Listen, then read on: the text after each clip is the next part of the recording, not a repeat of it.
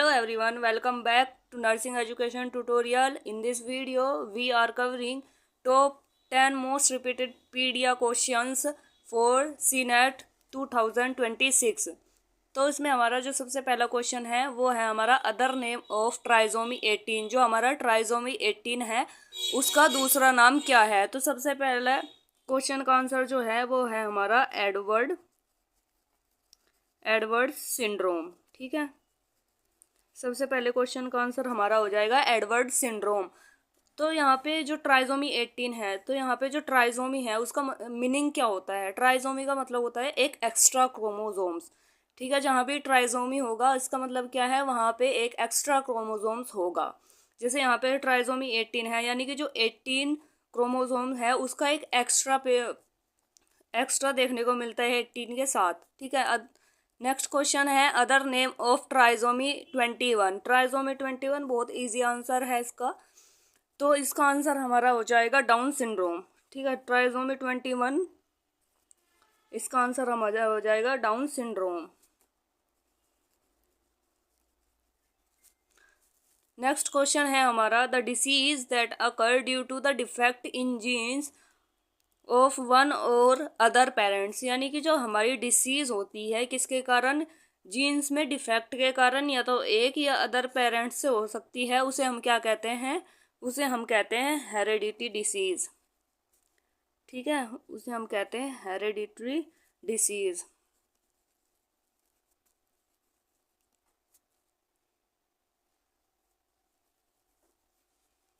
ये हमारा third question का आंसर है। ठीक है, नेक्स्ट क्वेश्चन जो है हमारा वो हमारा आता है salty taste felt while kissing the child occurs in. यानी कि अगर हम किसी बच्चे को किस वगैरह कर रहे हैं तो उस पर जो स्वेट वगैरह है उसके स्वेट में क्या होगा, सोल्टी टेस्ट होगा। तो वो कौन सी डिसीज में देखने को मिलता है, तो वो हमारा देखने को मिलता है सिस्टिक फिब्रोसिस में। ठीक है, सिस्टिक फिब्रोसिस में देखने को मिलता है। ये हमारा सिस्टिक फिब्रोसिस में देखने को मिलता है। और जो सोल्टी टेस्ट आता है ना हमारा, वो सिस्टिक फिब्रोसिस में वो किसके कारण आता है, क्लोराइड के कारण। ठीक है, क्लोराइड के कारण हमें देखने को मिलता है। और इन सब में अगर आपको कोई डाउट है तो आप हमारा टेलीग्राम चैनल ज्वाइन कर सकते हैं। वहाँ पे आपको आपके सारे सवालों के जवाब मिल जाएंगे। और अगर आपको कोई भी दिक्कत या कोई भी क्वेश्चन पूछना है तो आप कमेंट कर सकते हैं। अगर वीडियो अच्छी लगे तब भी आप अच्छे से कमेंट कर सकते हैं। क्वेश्चन नंबर 5 जो है वो हमारा आता है वन और मोर प्री मैच्योर क्लोजर। यानी कि जो हमारा प्री मैच्योर यानी कि समय से पहले क्लोज होना ऑफ द क्रेनियल सूचर। जो हमारे क्रेनियल सूचर्स होते हैं छोटे बच्चों के, तो जो क्रेनियल सूचर्स का प्री मैच्योरली क्लोजर होना क्या कहलाता है, उसे क्या कहते हैं, उसे हम कहते हैं क्रेनियो स्टेनोसिस।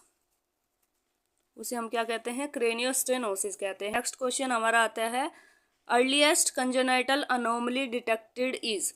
सबसे पहले कौन सी कंजेनाइटल अनोमली को डिटेक्ट किया जा सकता है, तो इसका आंसर हमारा हो जाएगा एनासेफली।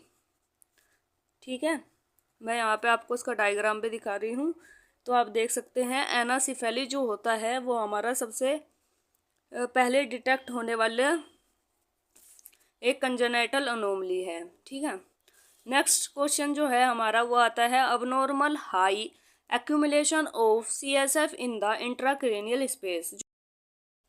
जो हमारा यहाँ पे CSF होता है इंट्राक्रेनियल स्पेस में, उसका अबनॉर्मली एक्यूमुलेशन हो जाना ज़रूरत से ज़्यादा, वो क्या कहलाता है, उसे हम कहते हैं हाइड्रोसिफेलस। ठीक है, उसे हम क्या कहते हैं, हाइड्रोसिफेलस कहते हैं। आप इसका डायग्राम भी देख सकते हैं। नेक्स्ट जो हमारा आता है वो हमारा आता है in spina bifida head circumference is measures to detect. Spina bifida में क्या होता है, जो हमारी स्पाइन होती है, यहाँ पे मैं आपको डायग्राम दिखा रही हूँ, आप डायग्राम देखिए। तो जो हमारी स्पाइन होती है वो बाहर निकल जाती है। ठीक है, तो उसे हम स्पाइना बाइफिडा का, तो जो स्पाइना बाइफिडा होता है उसमें हम हेड सर्कमफेरेंस क्यों मेज़र करते हैं। ठीक है, तो हेड सर्कमफेरेंस इसलिए मेज़र करते हैं क्योंकि इसमें चांसेस होता है हाइड्रोसिफेलस होने का, ठीक है। तो इसीलिए हम क्या करते हैं, डेली हेड सर्कमफेरेंस मेज़र करते हैं।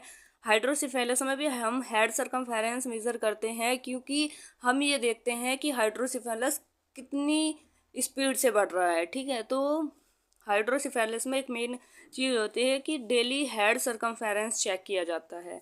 ये बात आप अच्छे से याद रखिएगा। नेक्स्ट क्वेश्चन जो है वो है हमारा sunset eyes is typically features is.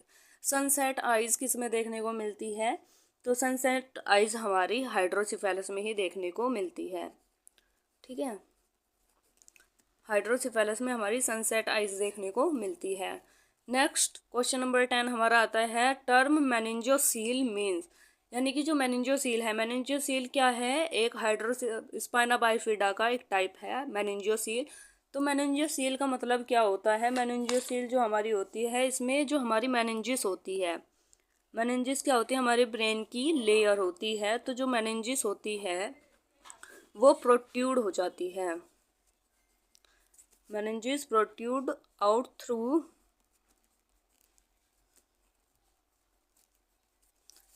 Through spinal canal, ठीक है। स्पाइनल कैनाल में यहाँ पे लिख रहा हूँ। तो जो हमारी मेनिंजिस का मतलब है जो मेनिंजिस है हमारी, जो ब्रेन की लेयर होती है वो प्रोट्यूड यानी कि बाहर निकल जाती है, protrude out through spinal canal, जो स्पाइनल कैनाल होती है उसके थ्रू मेनिंजिस प्रोट्यूड होकर बाहर निकल जाती है। नेक्स्ट जो लास्ट क्वेश्चन है हमारा आज का वो है vertical shunt is use in treatment of, ठीक है। एक वर्टिकल शंट हम पे अगर किसी बच्चे में डाल रहे हैं तो वो किस ट्रीटमेंट के लिए, किस डिसीज़ को ट्रीट करने के लिए डालते हैं, इसका भी हमारा आंसर हो जाएगा हाइड्रोसिफेलस, ठीक है। इसका भी हमारा आंसर जो होता है वो हाइड्रोसिफेलस होता है। और यहाँ पे आज हमारे जो क्वेश्चन थे वे मेनली पीडिया के थे और ये हमारे 11 क्वेश्चंस मैंने आज कराए हैं और ये सारे ही बहुत इंपॉर्टेंट है, ठीक है। तो आप अच्छे से पढ़ना, अच्छे से याद करना इनको। जैसे मैंने क्वेश्चन पूछा है, एमसीक्यू पूछा है, ट्राइसोमी 18 एडवर्ड सिंड्रोम कहते हैं इसको। तो आप ये नहीं है कि बस यही पढ़ लिया, मैम ने पढ़ा दिया और छोड़ दिया, नहीं। आपको क्या करना है, इसके बारे में और जानकारी लेनी है, अच्छे से रिवाइज करना। जैसे ट्राइसोमी 21 बहुत इंपॉर्टेंट है, पूछा जा सकता है पेपर में, तो इनको आप अच्छे से पढ़िएगा। इनके थोड़े थोड़े सिम्टम्स जो है, इनका ट्रीटमेंट है या ये किस वजह से होते हैं, ठीक है। तो इनको आप पढ़ने की कोशिश करना अच्छे से। और अगर आपको ये वीडियो अच्छी लगती है तो ज़रूर से लाइक करें, और अगर कोई प्रॉब्लम है तो आप कमेंट कर सकते हैं, मैं आपके सवालों का जवाब दे दूँगी, ठीक है। Thank you for watching.